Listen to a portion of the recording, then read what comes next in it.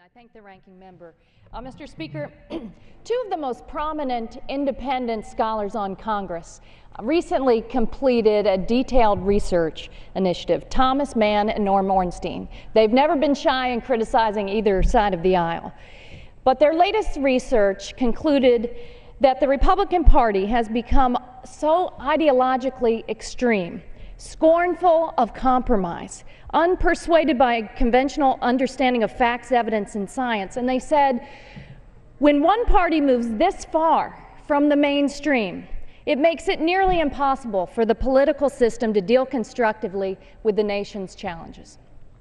The Republican budget is a perfect example of that. The Republican budget shields special interests from participating in deficit reduction and instead says we want to end Medicare as we know it, and we target children and our older neighbors and middle-class families for the overwhelming burden of deficit reduction. If a political party wanted to undermine the health and economic security of millions of American families, well, then this is the way to do it. And it's too bad, because I believe Democrats and Republicans agree on the need for deficit reduction, but we have starkly different visions on how to get there.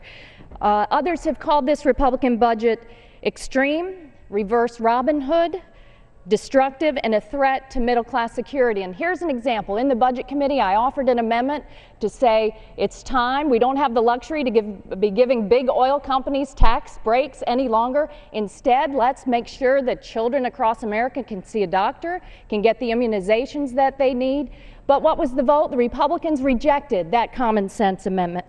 It was paid for by eliminating these big oil subsidies. This is what Thomas Mann and Norm Ornstein mean by they are ideologically extreme. It's not in keeping with our values as Americans, and I urge my colleagues to vote no on the Republican budget and sequestration plan.